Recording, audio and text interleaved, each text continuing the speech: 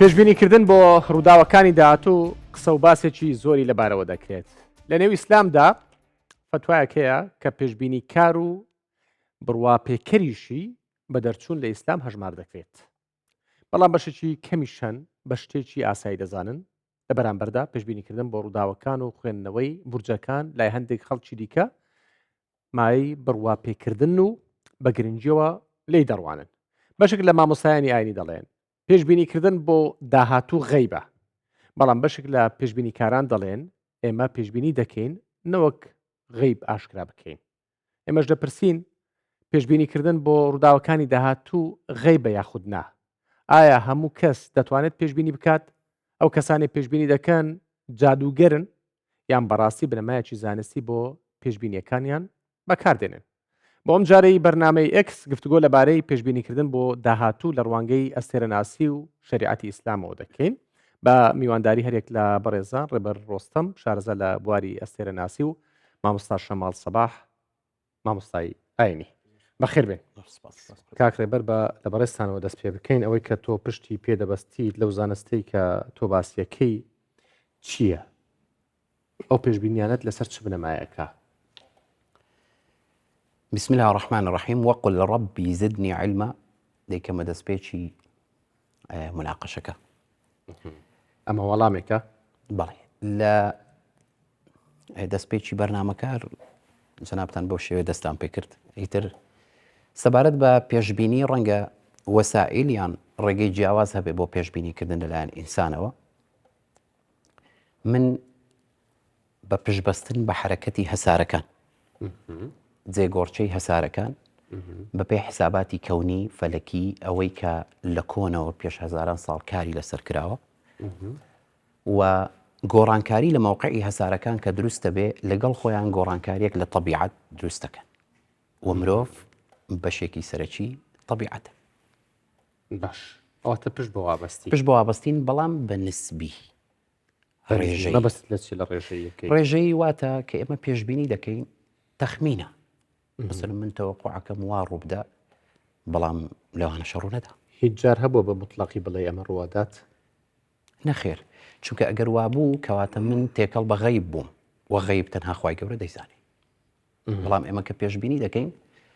تەوەقوعە لێکدانەوەیەکی خۆمە لەبەر مەبنای بەڵام ئەوەی ڤاکسین ئەگەر بیرت بێ بە مطلقی باست کرد. بڵێ لەبەرەوەی بابەتی ڤاکسین پشتە بەستێ بە ئەو کاتێک کە وڵاتانی زلهێز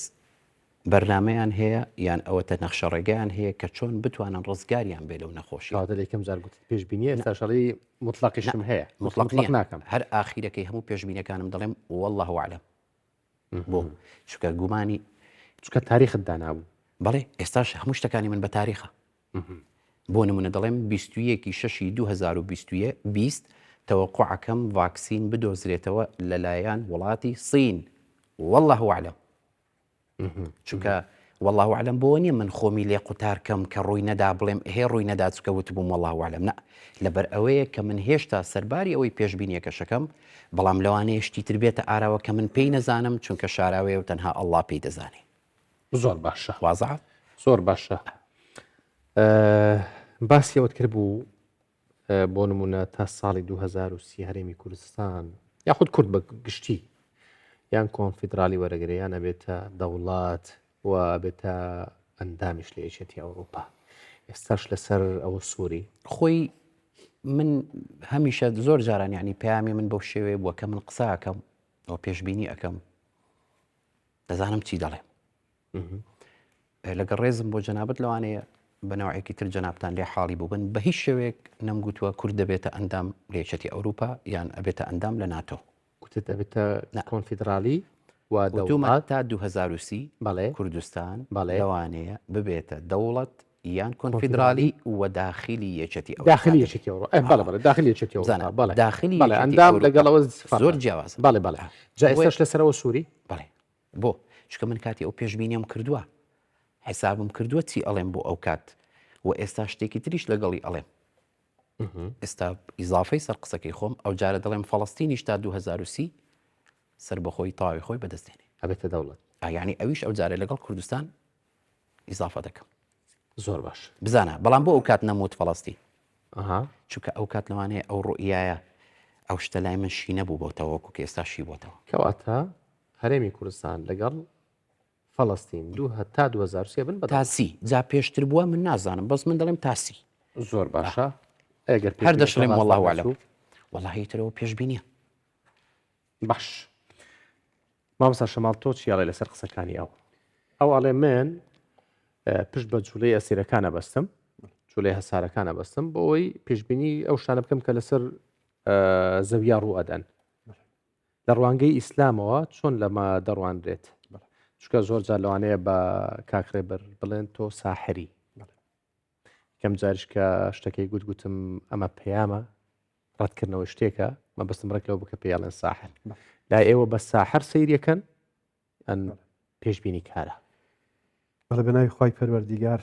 زۆر خۆشحاڵم کە لەگەڵ جەنابت و لەگەڵ مامۆستا ڕێبەری بەخێر بێت. بەخێر بێ سوپاس. بۆ هیوام کە بتوانین سوود و ئیسپادێک بە خەڵک بگەین ئینشاءالله. بنسبەت مەسئلەی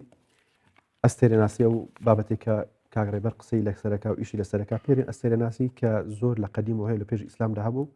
پێش مەسیحیەتیشدا هەبووە لە قەدیمدا لە هندیەکان و لە سۆمەریەکان و لە بابلیەکان و لە میسر و لە زۆرێک لە قەدیم هەبوو و لەگەڵ دیانەتەکانی شتێکەڵاوە کرا. مەسئلەی ئەستێرەناسی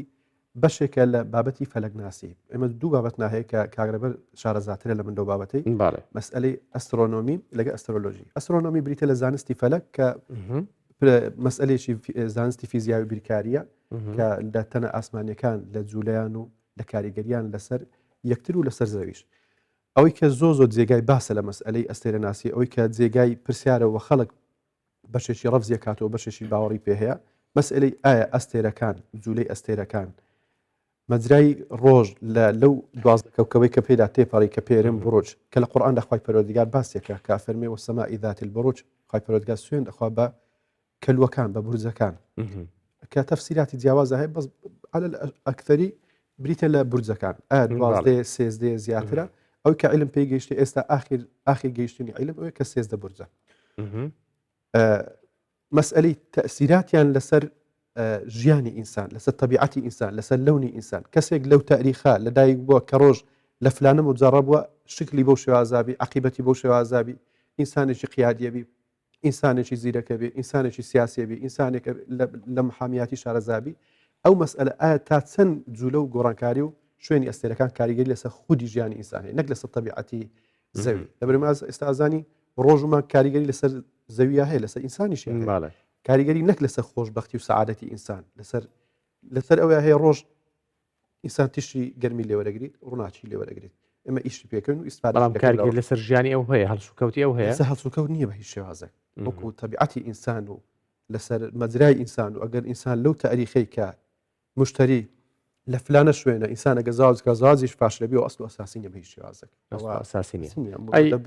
مدەبیر و کاروباری ژیانی ئینسانی تەنها لە لای خوای پەروەردگارە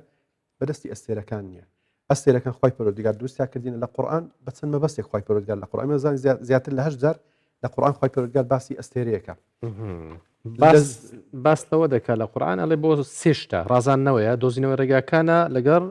بەجوکردنی شەیطانەکان. بەڵێ هو الذي جعل لكم هو الذي خوای پەروەردگار فەرمی هو الذي جعل لكم النجوم لتهتدوا به في ظلمات البر والبحر. فەرمی ئێمە ئەستێرەکان لە ئێوە دروست کردیا لۆی کە هدایت بگرن لە تاریکی ئەوەی کاکرێبەر باسەکات لە دەروەی ئەمەیە ئەوەی کاگرێبەر باسەکە بەشێکە لە فەلەکیات و هەتا درەنگانێکیش هەر بەشێک بۆ لە علومی فەلەک لە سەدەکانی ناوڕاست بەڵام ئەمە جیاوازە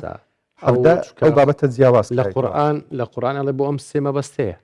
ئەوەی ئەوەڵێتن بۆ ئەم سێ مەبەستە پێغەمبەری خوا فەرمی صلی الله عليه وسلم پێشبینکردنی داهاتووی ئینسانەکانە پێغەمبەر فەرمی صلی الله عليه وسلم فەرمی فمن تأول غير ذلك أخطأ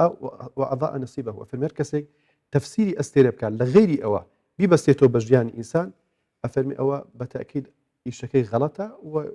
تكلف في علم ما لا علم له تكلف في شيء ما لا علم له ذكر ما حديثي في غبربان في صحيح بخاري پیغمبر فرمی خلق الله النجوم لثلاثه فرمی پیغمبری خدا صلی الله علیه و فرمی او استیران خدای پروردگار لو سه بس درست کرده كم زينة للسماء لو اسماء زواني اسماء كان القران خدای گەورە باس کرد فرمی وزيناها للناظرين فرمی اسماء نازوا کرده با استیران كان لو ولقد زينا السماء الدنيا مصابيح وجعلناها رجوما للشياطين واعتدنا عذاب السعير كامله استيران كان خلق الله باسي استيران ما نكره ما باسي حساره ما كرت هەسارە گەورەترە لە ئەستێرە کۆمەڵ ئەستێرێک کەونێ هەسارە لەگەڵ ڕێزم بۆ مامۆستای بەڕێز دەکرێت بزانین مامۆستا جەنابتان بڕوانامەتان لە چ بوارەکەیە لەوباری شریعتی ئیسلامی شریعتی ئیسلام چ پەیوەندی بە فەلەک وە مەسەرەن جەنابتان فیزیای فەلەکی ئەسترۆلۆژەری ئەسترۆنۆمەری مەسە تۆ وتت تەنها ئیشی ڕۆژ لەسەر زەوی تەأسیر لەسەر طبیعەتەکە زۆر باشە ئەو باسی دینەکە تەنها باسی دینی ئیسلامە خێر باسی تەأسیری ڕۆژی کرد لەسەر طبیعەت دەبی باڵێ مانگ و ڕۆژ هەردووچ باڵێ هەموو کەسێک دەبێت پسپۆریەتی خۆی ممارەسە بکە باڵێ مامۆستای بەڕێز مساعدە باڵێ باڵێ مامۆستای بەڕێز وتی من دەرچووی شریعی ئیسلام کۆلیج شریعە کەواتە ئەو چۆن دەزانی تەأسیری ڕۆژ تەنها لەسەر طبیعەت بریتە لەوەی کە باسی کرد هیچی تر نییە ئەی مادەی کلۆرۆفیل لە نەبات چۆن سەوز دەبی ئەدی ڕۆژانە میلیۆنان میکرۆب چۆن لە ناوچی ئەوەی نییە خۆر لۆ ئەو ڕوانگە دینەکەی بەشەری هەیە طبیعەتی بەشەری طبیعەتی نییە سێک من حەزەکەم لەبەرەوەی ئەوە کەناڵێکی تەلەڤیزیۆنیە شتەکان خۆتۆمارەکرێ ئێمە دەڵێین ڕۆژ و مانگ و هەسارەکان تەأسیر لەسەر طبیعەتەکەن نەمانوت لەسەر مرۆڤ کامە طبیعەت ئەو طبیعەتی کە مرۆڤ بەشێکی سەرەکیە تێیدا بۆ کاتە پەیوەندی بە داهاتووی مرۆڤشەوە بۆ نمە تۆڵەی کوردستان دەبێت لە بەرژۆندی مرۆڤ نییە ئەوە پێشبینی ئەتوو لێ ئینتاز دەکەی خوێندنەوەی لێ ئینتاز دەکەی مەسئلەکە کوردستان دەوڵەتیەوەستا مەسئلەکە لەسەرەوەی ئەو کەسە لە تیجارەتەکەی فەشەل دینی ئەو پێشبینەکانە زاواج بکە زاواجەکەی باشە منداڵبی منداڵەکە نازێت مەوسا ڕێبەر لە ساڵی 1996 منەجیمەکانی یابان ئەستێرە ناسەکانی یابان گوتیان کاکە ئەو ساڵێکی شومە پێیان گۆ حسان الأسود هەموو بڵاویان کردو لە سەری ساڵ گوتی کاکە ئەو ساڵێکی شومە ئاگدار بن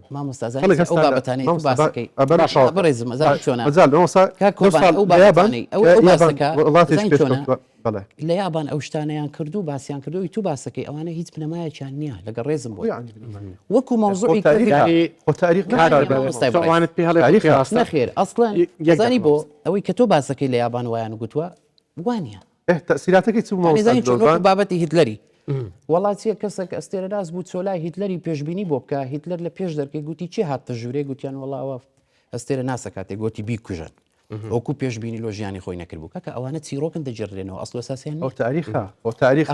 باشە تاریخە لە یابان پرسیان مامۆستا بەڕێز مامۆستا ئەتوو پشتە بەستی بە ئاەتی قورئان حەدیث یان هەردووچی زۆر باش بابەتی ئەستێرە ناسی لە قورئان و لە حەدیثا باسکرا وەڕەتی شاکرایت ئاەتێکی قورئانی پیرۆزم پێ بدە کە کەلامی خودابی لە قورئانی پیرۆز هەبی لە 6600 قسور ئاەتی قورئان کە بڵێ کاری ئەستێرە ناسی کوفرە بەتاکیدی مامۆستا ئەخر بمدرێ مامۆستا قورئان قل لا يعلم بزانە قل لا يعلم من في السماوات والأرض الغيب إلا الله کەسێک نە لە ئاسمان نە لە زەوی بە جن و بە پەری و پێغەمبەرانی شەوە بەما مصاري بريشو غيب نازل من قلت ما غيب بزانم أي تولي شيء يعني أوي منك بغيب دانا هذه غيبة زور باشا ما دام بغيب دانا بس 2000 كو غيب نيا يعني بزانا بيشبيني وغيب لا أوكو يكا كواتا ما مستوي بريس بيويست بيشتر ما مستوى أزاي مسألة كشيء بيشبيني فرق لقى الغيب ادعاء كردني غيب لسهيت أساسك أو غيبة يعني ادعاء كردني غيبة من يجنون ما مستوى بس أجا مازال بيجنون اللباس ما مستوى غيبة يجنون اللباس غيب بوشة هي غيب بس لو خايف يقول في غمج أجا خايف فيريكا زور باش إلا من يترضى الرسول يعني إلا خايف زور وسيجن من الدافع بلا من ترى يكبر سيارة بس بعرف أو رمكرنا ويخوي آخر دينا قرأ موضوع ياباني اشتاوكم نبي إلى موضوع ياباني عينه تواكم تواوي كبر فين خوارد فرمو تواوي جل برا خوي راب قرأ ما مستمع دزجاي ناسا هيس كاس إنكاري لدزجاي ناسا ناكا خريطة عشان هي استاب إيشيتوني أتو باسي ناسا أدي بحث لوبكم أتو ما مستا عيني أدي هاتم بس أدي بحث لوبكم مو إيكاك لنا وناسا خلق هي تاستا دلي الزوي أصلا هرتخته أتو تيش بناسا أتو باسي دينك برواد بناسا زور باشا ما مستا برواد بناسا إني ما مصاري بر بريزي من برواد هي شلون بروان بيني بضم إيشي ما مستاني برفزك لا دلي أو إيشيتوني أتو باسي علم الإنسان ما لم يعلم لقى الرزم أتو إزازي ملاتي تهي يعني إزازي فلك ناسي زور باش همو ما مش بناسا بس يبون ما باورام ناسا دزگایکی باور پێکراوە پەیوەندی بە ئەسترۆلۆژەر ونیە عزیزم ئەوە باسی گەلاکسی دەکات مامۆستا باش. جێ لە برای خۆ ڕابگرە مەسئلەی کاکرێبەر مەجال دەبێ وەڵام بدەیتەوە بەس پێشبینیکردن هەمووی هەر حرام نییە ینی ئەو مەجال نەدا مۆزوع بەخۆی دڵێ هەمووی حرام ئەمە نیە حرام نییە إيه باشا. پێشبینیکردن ئیدعاکردنی غیب زودا بڕێزم ئەمە بدایەتی بەرنامە گوتم ئەمە غەیب نازانین پێغەمبەر صلی الله علیه و بەڵام پێغەمبەر صلی الله علیه و سلم بەڵام من یەک شتم بە جەنابەت وتم مامۆستای بەڕێز ئاەتێکی قورئانی پیرۆزم بدێ لە 6600 و قسوور ئاەتی قورئانی پیرۆز کە بڵێتن کاری ئەستێرە نافەکان کوفرە تۆ ڕاست گوتت قل لا يعلم الغيب الا الله بقربان صدق قسەکەت ڕاستە بەڵێ غەیب تەنها خوددا دەزانی بەڵام ئەمن ناڵێم ئەوە غەیب ئاەتەکانم لە موسى يقدر من آياتكان لا ولقد زينا السماء الدنيا بمصابيح وجعلناها رجوما للشياطين واعتدنا لهم عذاب السعير باشا ولا شوينك وعد عليه موسى يكشف باب ليش ولقد زينا السماء الدنيا بمصابيح وجعلناها رجوما موسى أري إمام تنها بيجبينيا وناشلن بتأكيدي للزوربي وتاركان وللزوربي لايفكان تماشاك دلنيات عندك مو يقلو شاني كخلتي دليان كردو موسى ريبر خو بياوشي زور برز لك نم بخواي بس قلت دڵنیات هەنا کەمەوە لە 19 2020 کۆرۆنا کۆتایی دێت لەبەرەوەی مشتری چوویتە ناو ماڵێکی شوم لەوێندەر کۆتایی پێدێت بەقورئان ئەمن مامۆستا لە تاوکەم خوا شاهیدە لە 2020 کۆرۆنام گرت 50 شەهادەم هینا کۆرۆنام گرت ئەدی ئەوە ئیدعاکردنی غەیب نییە ڕەحمەتوڵڵاهی مبالغە و دەستکاریکردنی هەندێک بەقورئان نەسەو شەیتوە کۆرۆنا لە 2022 ئەوە خۆی کوردستان بیشتر بڵاوی کردوێتەوە ئەو شەپۆڵەی لە 22 هاتیەوە ئەوەی ئێستاش کە هەیە زۆری فەرقە لەگەڵەوەی 20 خۆتەزانی کۆرۆنا بۆ دەلتا بۆ ئۆمیکرۆن ئایا 19 2020 ئەو شەپۆڵەی یەکەمی کۆرۆنای کە هەبوو ڤاکسین هات کۆتایی هاتیاننا ئەتولۆ هەمووی تێکەڵەکە دوایە مامۆستا یەک پرسیار من لە ساڵی 2019 کە یەکەم دەرکەوتنم لە تەلەڤیزۆنی دەرکەوتومە هەتا ئەوڕۆ بدلیل و بە ئیسپات لە هەموو شاشەکانی تەلەڤیزۆن ئەگەر نەشبی لە زۆربیان هەیە و لە پەیجەکەی من هەیە 404 پێشبینیم کردیە ئەتوانم هەمووت لۆ بژمێرم ئەتو خێرە بەس یەکدانت بەبیرە زۆر ئەو بەبیرە کە ڕاست دەنەسووە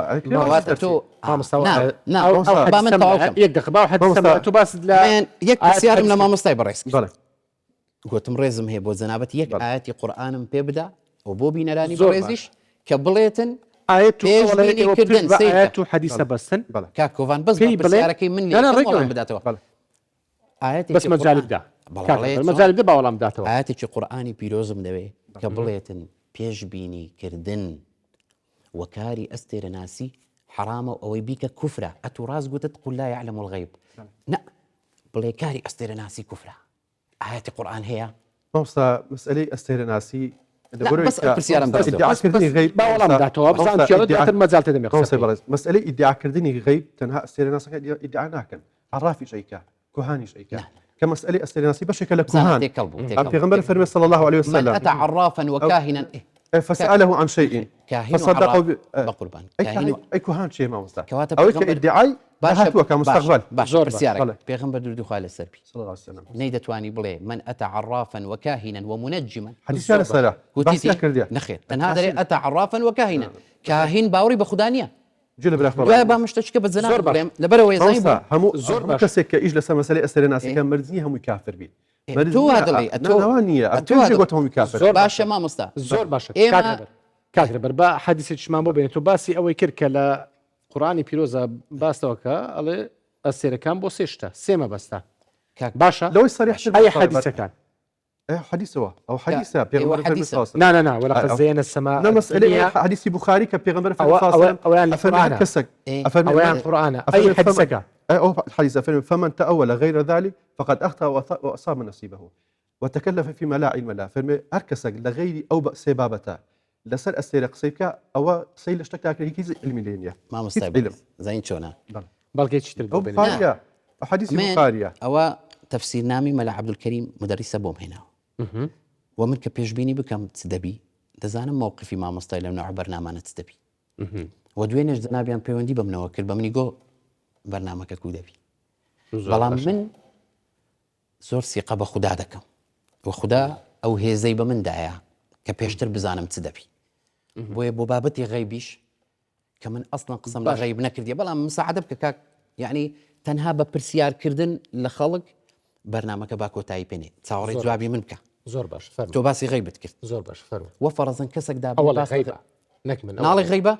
لەسەر قسەی خۆتەکەی لەسەر غەیبیش نابینەوەمیش بڕێەوە گوێت لێ ڕاگرن بەس نابێت آخر باشە من پرسیارێکم لە جەنابەت کرد گوتم ئاەتێکی قورئانم بدە بڵێتن سەحربازن یان کافرن ئەو کەسانەی کەوا پێشبینی دەکەن تۆ هاتی شتێکی تر وەڵامی من دەدەیە ئەوەت پێ نەبوو نەخێر هەر ئەوەیە قورئان هەموو کتوبی شریعە هەموو بابەت تەنها دەڵێ ئەستێری کرد گوتی ئەستێر بۆ سێ بەمەبەستەیە کاک گۆڤان دەڵێ کاری ئەستێرە ناسی دەستە بابی شرک و سەحر گوتم ئاەتێکی قورئانم پێ بڵێ ئەو گوتی نییە گوتی غەیب منیش گوتم ئەوە غەیب نییە بۆ بابەتی غەیبیش من وەڵامی خۆم هەیە بۆ من گوێ لە تەفسیری مامۆستا مەلا عەبدولکەریم مدەریس ئەگرم سەد ڕەحمەت لە گۆڕی گوێ لە تەفسیری بەڕێزیان ناکەم چونکە تەفسیرەکەی نوقسانی تدایە بۆ ئەوە لای من دەخوا بۆ ئەوە تەفسیر نامەی مەلا عەبدولکەریمی مدەریسە چی دەڵێ بە جوانی با بۆچی کەین مامۆستای بەڕێز فەرموو ئێمە لە بەرگی 6 کە 6 جوزئە سوورەتی بڕوج نه سوورەتی جنمان هەیە یەک دقە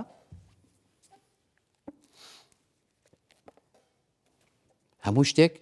بە بەڵگا و بۆ ئەوی بینەرانی بەڕێزیش بیزانن و دەی دەمە دەست تۆ خۆت بیخوێنەوە حەسکەی من وتم قسە لەسەر غەیب ناکەم بەڵام بۆ بابەتی غەیبیش شتەکان بە جۆرێکی ترن بۆ نمونە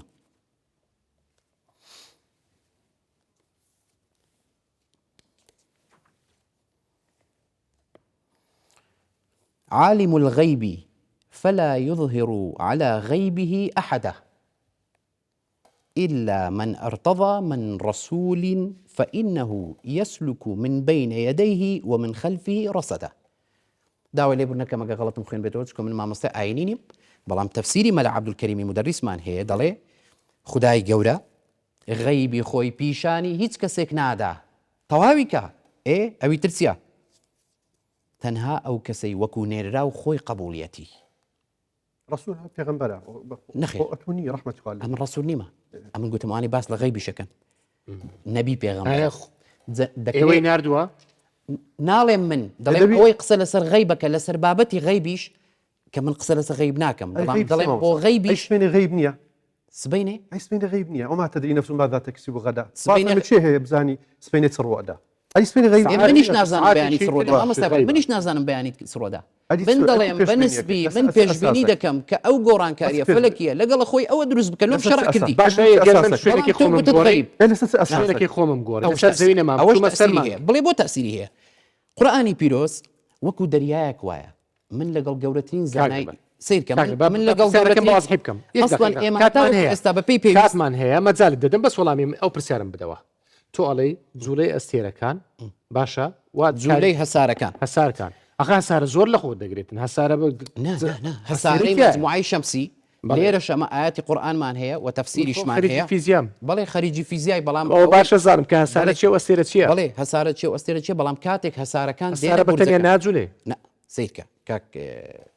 بڵین کۆبان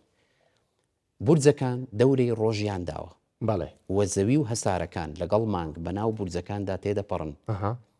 کاتێک تێدەپەڕن ئەو دەورانیان بە دەوری ڕۆژەکەن تەسیرێک لەسەر ئەو طبیعەتە دروستەکە کە مرۆڤی تێدا زۆر باشە من لەسەر زەویم یەک ئەطلع على الغيب ئەفەرمو کابرا لە غیب مەجال پێدەم تخوا مامۆستا من وتم قەت باسی غەیب بکەس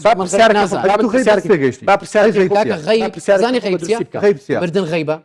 ڕۆژی دوایی غەیبە ئەوە غەیبە کە من بزانم سەعاتێک کە دەگەڕێمەوە ماڵی یان لە ڕێی کۆتاییم من ئەوانە غەیبن زۆر باشە زۆر باشە من لەسەر زەویم ئەو گۆڕانکاریانی کە تۆ باسیەکێ بۆ منە هەسارەیە یان فێریە جوڵا کاریگەری لەسەر ئێمە ئابێت لەسەر زەوی بەتایبەتیش لەسەر مرۆڤەکان ئەم ئەگەر من شوێنی خۆم گۆڕە چوومە سەر مانگ تۆ ئەڵێ بۆ نمونە کۆڤان ساڵی 2024 وات بەسەر دێت من لە 2024 چوومە سەر مانگ ئەوە ئەگۆڕێت دیسان ئەوە دەگەڕێتەوە سەر خاڕیتەی فەلەکیت و کاتێک ئەتوو لە دایک بووی لەو سەعات و ڕۆژ و بانگەی جەنابەت لە دایک بووی مووقعی هەسارەکان بە چ شێوەیەک بوونە و بەراورد کرێ لەگەڵ ئەو ژینگەی کە تۆی تێدا دەشی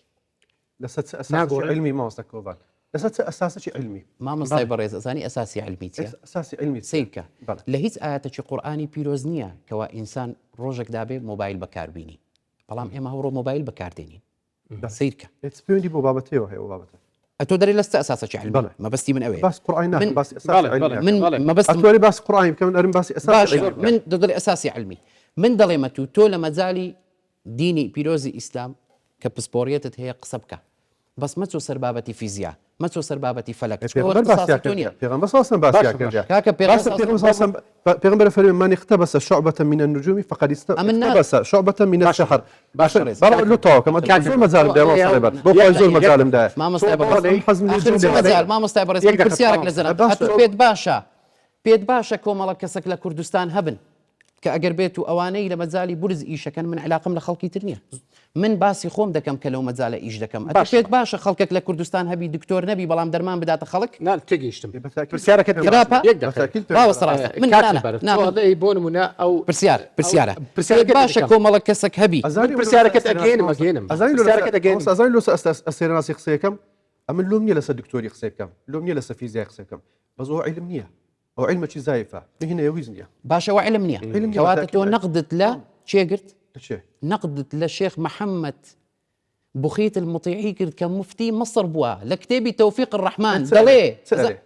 اتو باسي صالي نهو تشوش يابان الدكرت بلام خيره من باسي شيخ محمد بخيت المطيعي بودا كم كمفتي مصر بوا وشيخي ازهر بوا دلي مروف كلاسيكي دايكيتي ومن دال ككورباليه تصير روجي خوي طواو دكا تا او روجي ديتا دنيا وتاكو تايشي بيدي لسر دنيا لجير حركتي هساره كان ده بلام باذني خدا بۆ ئەگەت لەوینێ بەڵام ئاگات لە یابان سارەکان تەنها بەمری ژێر حرەکەتیانە قسەی ئەو عالمە لۆم باسە كل يؤخذ من قولي ويرد بەڵام ئەڵێ کاریگەریان لەسەریەوە بەس جوڵەیە ڕاست يعني هەرچی باوەڕ ناکەی باشە قسەی زانایان پێرم باشە ناسی جائزە باشە زەحمەت ئەوە تەنها جوولەی ئەستێرەکان باشە ئەو جوولەی لەدەست خوای گەورەیە خۆ ناڵێ لەدەست گەورەیە بەڵێ بەڵام ناڵە کاریگەری لەدەست خوای گەورەیە بەڵام خوای گەورە لە قورئانی پیرۆزە فەرموویە وسخر لكم الليل والنهار والشمس والقمر والنجوم مسخرات بأمري إن في ذلك لآيات لقوم يعقلون إخوة تصغيري كردي أتو خلاص باشا زور باشا بقسيتو بي استيراد بي بخوي تصرف لسجياني خلشي بكا زور ما وصل ما وصل ربط سأري ما وصل زي ما وصل ربط سأري أري ساري مشتري تحكمك تحكم كردان ما وصل إشي خواه ما وصل إشي خواه فالوردي يستحكم كواتك إشي خواه قوري كوات خواه قوري القرآن بيروز فرمي أوين خوش بو فإذا مرضتم فأوه يشفي كوات ما دام يتورق يشرب خلق مكة خلق بخوت هذا خواه فالوردي قال فرمي وسخر فمي أم تسخير مكة كاك دلي توابك وسخر لكم الشمس والقمر والنجوم لا وسخر لكم الليل والنهار والشمس والقمر والنجوم بزانا بانك بتني خور بتني شورج بتني دوايا دلي والنجوم أجا طوابك زور باشا إن في ذلك آيات لقوم يعقلون قومان كبير باشا بلقي لسه بشكل جزائي باشا بريزم بلا ما مستعي خلقنا خوش بي بقصيتو بي معناه خلقنا خوش بود دبي بخوت ساعة ثم مساي أي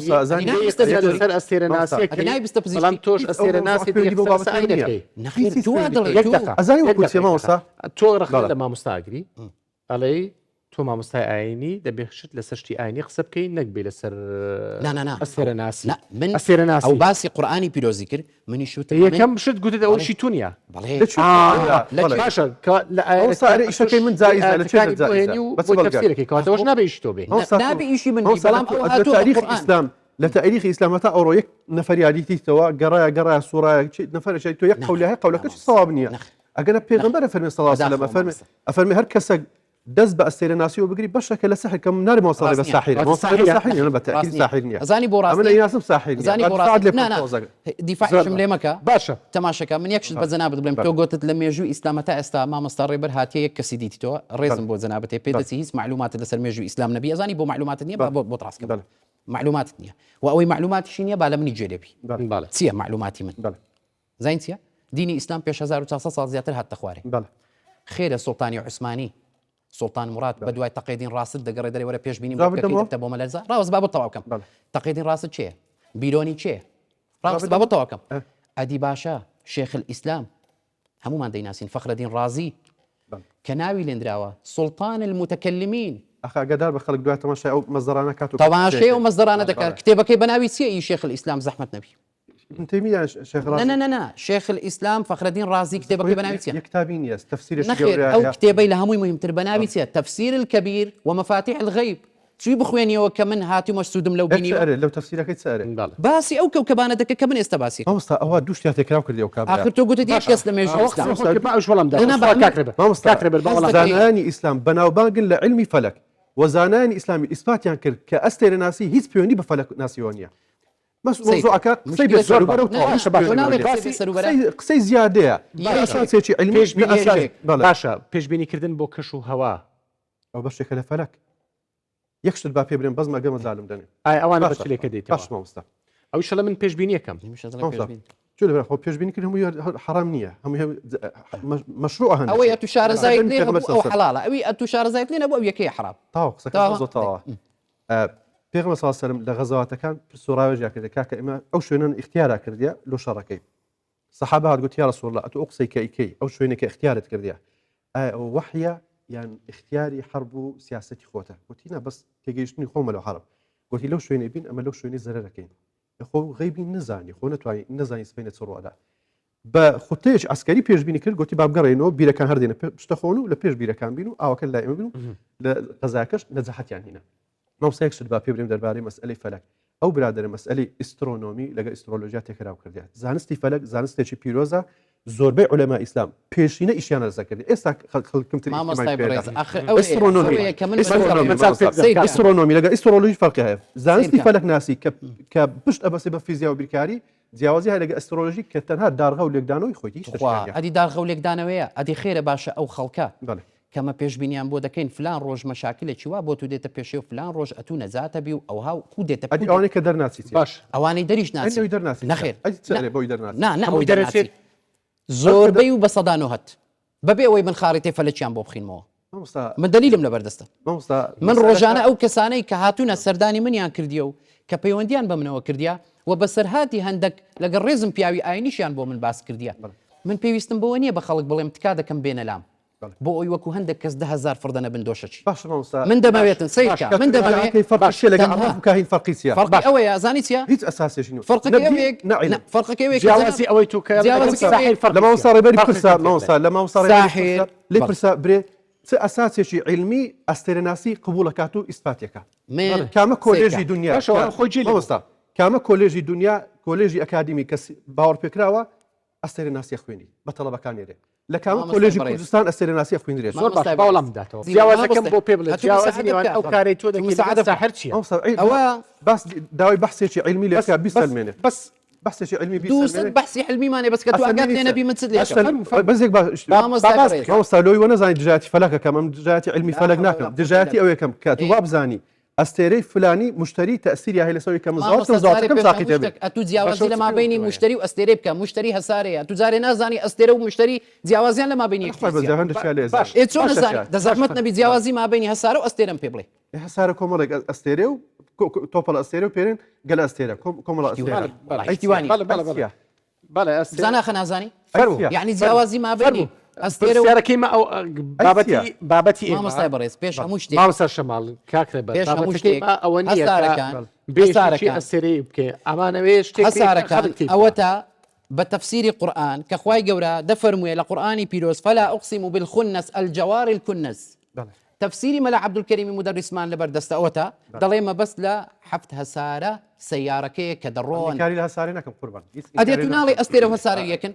أم كاري ناكم أستيرة بهسارة بي خواتي ما مستقبلس أو سيركا كاكو أو فرماني كارجري وزارتي ناو خويا حكومة يرمي كردستان زور باشا تاكا دا مزراوي فرمي كلا كردستان هبي خۆم و پازە کەس کە تەسیسمان کردبی بە ناوی سنتەری کوردستان بۆ ئەستێرە ناسی سنتەری کوردستان نا ئەمە باس ڕێکخراو ناکەین ماوەستا حەزیزم ئەوە من بەتوو دەڵێم ئیجازەمان لە وەزارەتی ناوخۆ گرتیە من مؤسسی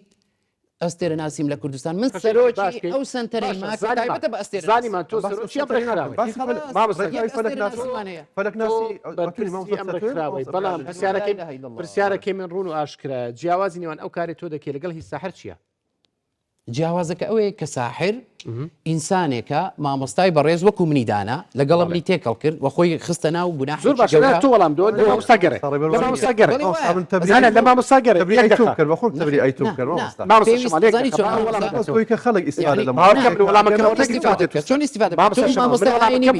تەماشا بکە وەڵامەکەم وەرنەگرتەوە تۆ شەماڵ مامۆستای عینی بی تکایە باوەکو ئێستا ئەو قسەی خۆی معلوماتت لەسەر فەخرەدین رازی نەبێ لەسەر ئەبوو مەحشەر فەلەکی نەبێ معلومات لەسەر بیرۆنی نەبی لەسەر ئیبن سینا نەبی کە ئەوانە هەمووی لە مەزالی فەلەک و ئەستێرە ناسی ئیشیان کردیە معلوماتت نەبی کە سوڵتانی عوسمانیەکان بابەتێدامەکە ئەجنار قسەی لەسەر فەلەک باشە بابێنە سەر ئەتوی دەڵێ لە مێژووی ئیسلام کەسێک نییە ئیشی ئەستێرە ناسی منیش ناوەکانت بۆ دەژمێرە بە قوربان قسەی تێدامەکە لەوری پەیوەندی بە ئیسلامۆنیە پەیوەندی بە مێژووی ئیسلام پەیوەندی بە ئیسلام لێمە تێناگە بینەرەکانش لێمە تێناگەن باسخواگەر باسی باسی ئەدی بۆ مادەم ماواتی حرامکردنەکە یەک شت با پێ برێ بەڵامی پرسیارەکەم بداتەوە بزانم جیاوازی نێوان ساحر و ئەو ئیشەی ئەو ئەیکات چییە؟ تۆ دەبێ لەو بپرسی وەڵامی چییە؟ ساحر ئەو کەسەیە کە باوەڕی بە خوددانیە و باوەڕی بە قورئانی وە ساحر دەڵێ کە ئایندەی تو بەدەست منە من دەڵێم ئایندەی من و تو هەمومان بەدەست خوددایە بەڵام ئەمە نسبیان دەتوانین تەوەقع بکەین کە هەندێک شت ڕوو بدە بەڵام بەنسبی زۆر ئەدێ پاڵچە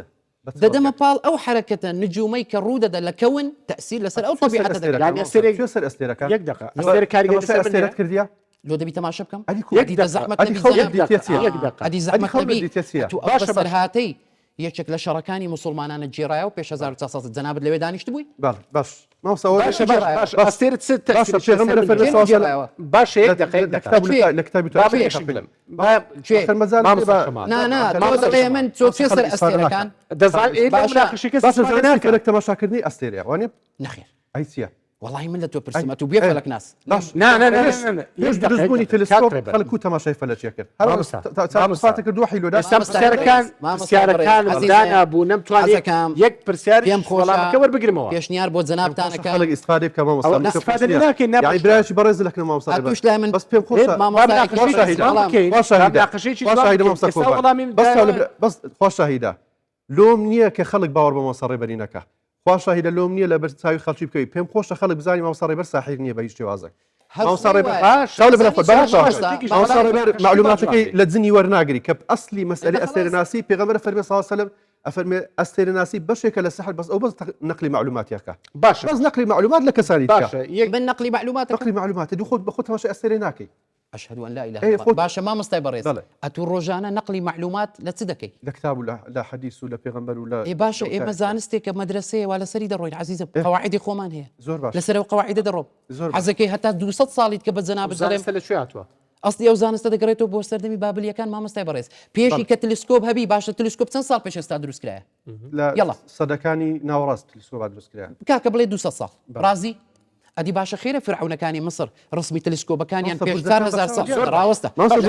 بەردەکان دروست کردیە مامۆستا 12 بورجەکە بە چاوە دیارە خۆی کە دیارە بە چاوی خۆی بورجەکانە بینی ئەخۆ پێویست بە تەلسکۆپ بینی وای گەورە لە قورئانی پیرۆزە فەرمووی تبارك الذي جعل في السماء بروجا وجعل فيها سراجا باشە خوازی نێوان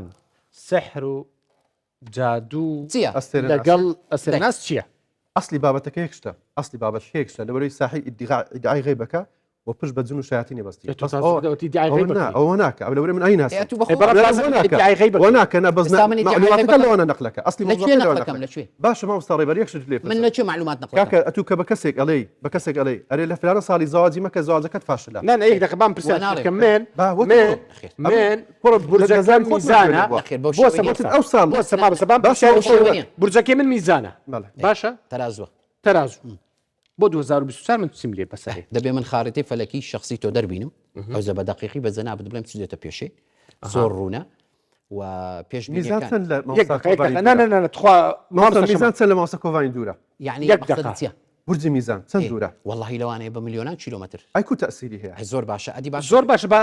دەما بەزار بادەمەوەی پێغەمبەر دووری خوا لەسەر بێ بۆ دەفەرمێ لە 13 و 14 و 15 مانگی عەربی بە ڕۆژی بن مانگ چەند لە من دوورە لۆ بە ڕۆژی فیزیاییە کاریگەری ئەتو باسی ژیانی شخصیاکەی زۆر باش ژیانی شخصی ئەو کاکە شتێک ژیانی دەتبینی باشە ژیانی تێکەڵمەکە باشە سەوانەی پێغەمبەر وحی بێت ماوەی هاتووە یەک باسی کردووە من ئێستا چیم بەسەر سعادەت و بەختەوەری و ژیانی ئینسانی لەدەست خوای پەروەردیگارە زۆر ڕفتار و شکل و شێو عاقبەتی ئینسانی لەدەست خوای پەروەردیگار دەست ئەستێرەی نییە ئەستێرە هیچی پێ ناکرێت ئەگەر خوای پەروەردیگار زۆر کردیە لەو ئەومە بەسەر دروستکرا تەنها کاریگەریە تەسیری نییە پێش هەموو شتێکی پێشتریشم وەگۆ بۆت ڕاستکەمەوە گوتم مەڵێ ئەستێرە برێ هەسارە هەسارە النجوم أما نجوم زور باشا. أسارة بي نجوم بي يعني إخوائي جورا نعوذ بالله غلطي كدي صورة تشيل القرآن بيروز بناي هسارة زور باشا. أو هسارة لسه درز با من والله ما كيف زحمة ورقل نبي تبي فلك ما مستا إيه هسارة ما مستا برز نيابة استفادناكين سير بس با من والله بسيارة كان ورقل مو زاني مشكلة كتير ما مستا برز دبيت فلك ناس دبيت أستير ناس دبيت ما مستا عيني ما مستا قبوليش ناكب فلك ناس ما مستا شي عينيا فلك ناس نيا اسا مدينة سر أو لا أنا شريكي باسكات من أول باس خو ممكن برجم ترازوا بونونا تو علي من أبي بتشم حساباتك بكم بو ديار حسابات نيا أما إن كاتي برنامج بوناكجم صالنا بيش بيني همو برز كان بلاو دكموا بس هاي من البلاو كردوتوا إن شاء الله دور روج ديك نهاية صال ده هذا أخواته من بدأ متابعين قعدتني من شيء بسريت بلام بيت نعلم نعم كاتي برنامج أتوزاني مشتي مو يمتر ما يقص لك ما مستحيل هو مهمني جاني منها جاني تو بتما يبدو دقة بود باس كان بو من فالسيم دست بخين ما هو يشي منها هدينا من خير من أزان أزان أو أزاني 2006 صورة بس نزاني سبينت صورة أو ما بتشكي وقضايا تشكي بيوندي بتسويها اشتكانت إنتوا هم مشتري هاي أول شيء من روفيكم لا زنابريت بزانم علمي السير الناس يشتري قديمة إستانيا كنجيان إيه 6000 سبيل ما مصاريبر إيشي تيا باحثك لو علمي تواو أتا إسنا هنا السير الناسي هلا السير الناسي كقهبوا إسنا هيز معنا خلاص أنا قوري بونا قوري السحر هالسحرة السير الناسي هل السير الناسي السحر السير الناسي وسحريك بشك السير الناسي بشك السحر أتولا باش كاكربر من عند الشهر زايمية حديث في رام رجال ويخومة يقدر حديث باوقيني موضوع إيش بابتي برجكان من تبينيم هي بورنا زور شد أنو سن بو تواوي برجكان أو من اللي تيجي نازن زاوى شيء عنا بيوندي مونيا راوسا على تواد بسردي لو هم ويش تشي هدرت شيت على بو هم كسيش أو راستا راس شونا ومن دالش عندك زاق سيكا من لو أنا نزل ها شو كلو زان السولو علمنا زانم بقول منا من با المنيك بين موا على عماد مجاهد تجاري شي مصرية تحقيق نوعي لسر سيكس لهر دورجز أنجام دوا لا بري شي صفات ورداو كوبي دكات بورهم يعني لداتا سيكس دوای هەفتەیەک زیاتر لە سەدانەوەتی ئەو کەسانە پەیوەندی پێوە دەکەن و پێی دەڵێن تۆ کەسێکی وردی و قسەکان ڕاست بوو هەمووشی کۆپی کرد بۆ هەموو کەسەکان و شتێکی لێ ڕووداوە زانی چۆنە ئەو ئایا ئەومان بۆ ڕوون بکەوە ڕاستە ڕاستی چۆنە بە شێوەیە هەموو شتێک ئەوەی لە پەیجەکان و هەندێک میدیاکان بڵاوەکرێتەوە لەبارەی بورجەکان هیچ پەیوەندی بەمنەوە نیە ئەسڵەن خوێندنەوەی من بۆ لەسەیەک مەذهبینە 1200 مەذهبیان يعني ئەچەند کەس وەکو جەنابتە وەکو چێ وەکو يعني بس مەسئلەی علەمای ئیسلام هەیە ئەگەر ئەو مۆزوعەچی لەبەرەوەی ئێستا نەقدت لە هەموو ئەو زانایانەی ئیسلام کرد کە ئەمن لەدایک نەبوو باب و باپیری منیش لەدایک نەبووە ئیشیان لەو علمە کردیا ئەتو دەرێ من ئەوانە ئەو زانانە خوا شاهیدە لەمە فەخرەدین ڕازی نێک لەو عالمانە بڕوایان بۆی نەبوو ئەستێرە تەسیری لەسەر ژیانی ئینسان لەسەر مەساری لێک تێبگەین با من وازعکەم بۆ کاریگەری ئەستێرە ئەبوو مەحشەر فەلەکی عالمەکی گەورەی ئیسلامە خەڵکی منطقەی ئەفغانستانە ئەبوو مەحشەر بلخی کە پێی دەڵێ ولا هەموو ئەوروپا پشتی پێ دەبەستی کە زانایەکی ئیسلامیش بووە بۆ معلوماتت من پشت بە ئەحکامەکان و ئەو بیوت و قەواعیدە فەلەکیانەی ئەو دەبەستم واجب پێشت بڵێم دەستە ڕاست و فەلەکناسی سوڵتانی عەباسی بووە هەرێ پێم ناڵێ ئەنگۆ مامۆستایانی هەندێک مامۆستایانی بە ڕێزی ئاینی لەگەڵ ڕێزم باشە دەڵێ خلافەتەکی نوێ هاتیە ئەوانە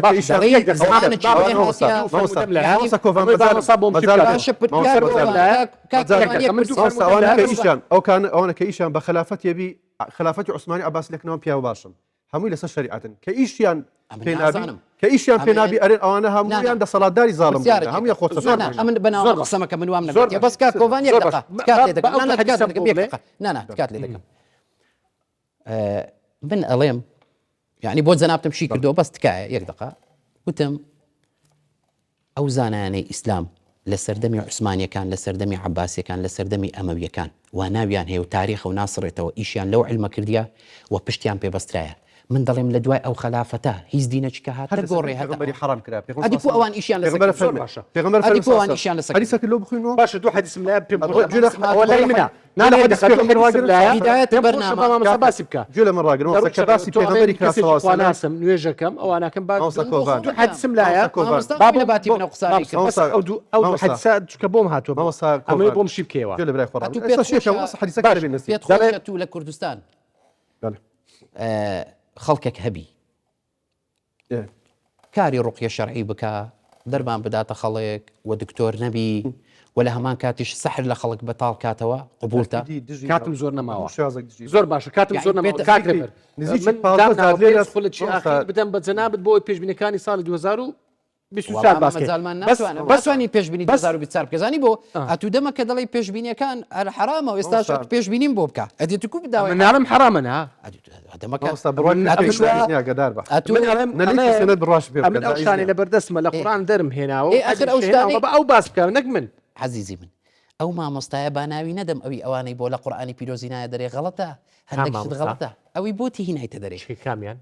کەشە بوو دەبی بۆت بینتە دەرێ ناوی چ بوو ئاکردنی غیب ناوی چ مامۆستا ناوی چی بوو نانە یەک دقیقە مامۆستا ناوی چی بوو ساسی جەنابەت چی بوو من فیزیام ئەدی کۆتی نادەرێ لە قورآانی پیرۆز ئەوە ئەکیت پرسیومە هێکە بزانە ئەدی بۆ دەڵی کەس بۆی نەینامە دەرێ نانە تۆڵێ ئەیناسم چێە من ئەیناسم واللهی نایناسی واللهی نایناسی ناوەکەی بڵێم دەیناسی لۆ باشە علمی غیبت هێت چییە پێت ناڵێم ئەو کاکە هەموو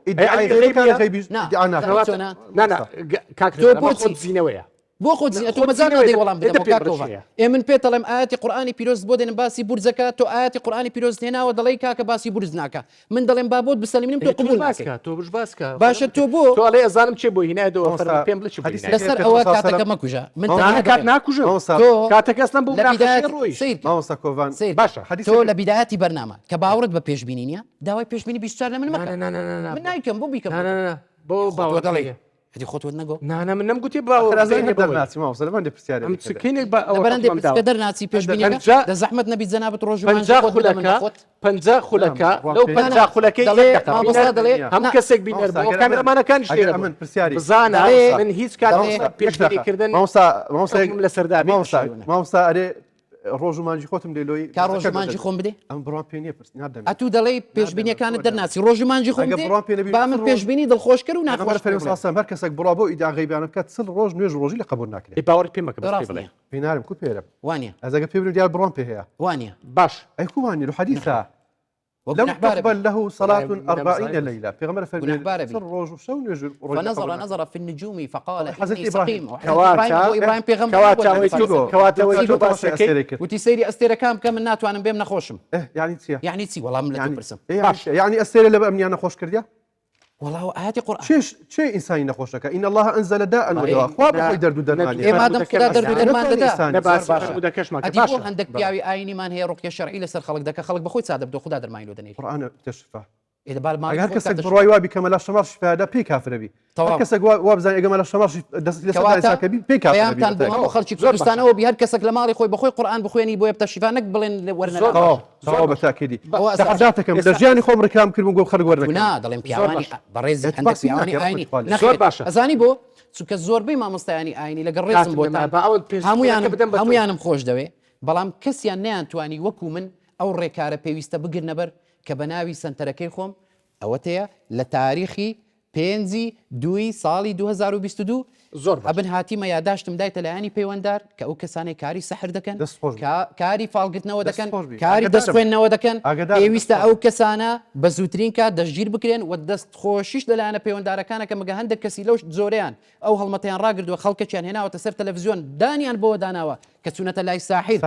زۆر باش هەندێکیان چوونەتە لای پیاوی ئاینی ئەوە ڕوونە ئەوە ئیشی من بۆ کەسی تۆش هاتووی دەڵێی فەلەک ناسی و سەحر یەکشتە زۆر باشە یەکشتە بەس نارم زۆر باشە زۆر باش پێغمبەر فەرمی تازە گوتی چل ڕۆژ بە ڕۆژێ ئەتو تازە گوت نابەر ساحیر ئێستا دەڵێت تو نابێ ساحیر ئێستا من ساحیرم یان ساحیر بەتاکید ئەمە ساحیر نیمە ساحیر نی بەتاکیدی باش بینە ڕانی بەڕێز ئەڵە تۆ ساحر نییە. دەڵێت تۆ ساحر نی زۆر بەڵام لە باش. بیداتی بەرنامە بەمنیگۆ تۆ ساحری زۆر باشە زۆر باش ئەدی زۆر نەتگوت باشە. ئەی نەتگوتەوەی تۆ دەیکەی سەحرە ئەدی نەتگوت بەشەکە لە سەحر نەتگوت بەشەکە لە سەحر بشكل بس نعرف مامسا. ساحري مامسا. ليس كل من وقع في السحر فهو ساحر يعني ئێستا من سەحرم یانە أتساحرني نعم، بس بيقول أو ساحر كإلي تواوي أي إنسان. شيء هو يجمع خلاص عليه برأي أصل وتو ساحر أساسي کو دەبێت یەک دقه أصل أساسي ئەو بەیەک خولەک وەڵام دۆ مامسە شەمال بەڵێ. بەیەک خولەک مامسا هم أسير بۆ الناس كان شغلك بدە هم مەجەنابێت. أسير الناس كان كردستان نكهد أول چێ ئێستێرە ناو چێ لە أواني کورد كل مكان كاتب لما بخوي. النسوة برو بزانك بيوديان بمن كل مامسا بزانك كل شيء وكويا لەوە زیاترنا لەوە زیاترنا لەوانەیە عربی کەشم خراپ بێت و نەشوانم بە جوانی بخوێنمەوە دەڵێ من اقتبس علما من النجوم واقتبس فقد اقتبس شعبة من السحر زاد ما زاد ئۆمانەتی فمن هر كسك و تازە گوتی ماتوەرەوی دووبارە هر كسك هەردووچ ئەمە هر زۆر كسك ناخۆش فز بأسئلة بس بۆ شتانە بڕێوە نا، نا، نا، نا. بڕۆ کاکۆفانە وەلی گوتی هر كسك هر كسك إخباري بيغمر فمن هر كسك إخباري داهاتو لرجاء أسير كانوا بلاد خلق أو بشش إلى سحر هذا زداي زۆر باشە ئەدیەوە ڕێبەری ساحر نییە إن أخوف ما أخاف على أمتي في آخر زمانها النجوم وتكذيب بالقدر وحفظ السلطان بيغمر فرمي يقلو شاني وحديث صحيح فرمي يقلو شاني كم زور أترسيم لقومي خم أويا باور بأستير ناسي بكن كالزوزو خطر بالرواية بكن ئەوە پێغەمبەر صلی الله علیه و بيغمر فرمي صلى الله عليه وسلم بالتأكيد بۆ 2024 لو بداخلوا بيغمبري صلى الله عليه وسلم زالم نییە خب نه من عاجز نابم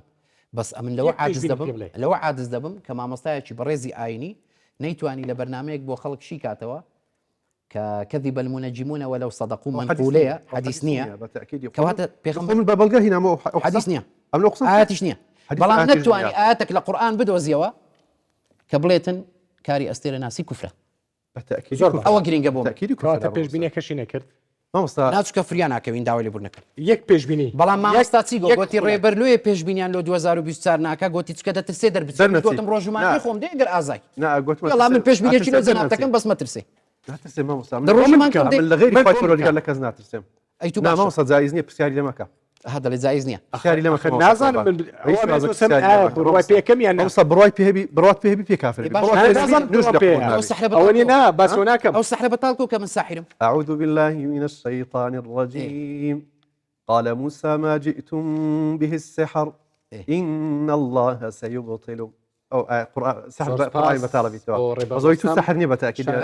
نقل معلوماته ومعلوماتك شيء أساسي وسام شارزە لە ئەستێرە ناسی سوپاس بۆ مامۆستا شەماڵ سەباح مامۆستای ئاینی کە لەگەڵمان بوون سوپاس کاک ڕێبەر سوپاس مامۆستا پێشبینیەکەشت بۆ نەگوتی ناخر کاتی نییە زۆر باش دواتر لە دەرەوە باسەکەین لەوێن دەرێ بە ڤیدیۆ وەرەگرین بۆ سۆشیال میدیا کوردستان 24 سوپاس بۆ ئێوەش کە بینەرمان بوون تا بەرنامەیەکی تر هەر لە خۆشیدا بن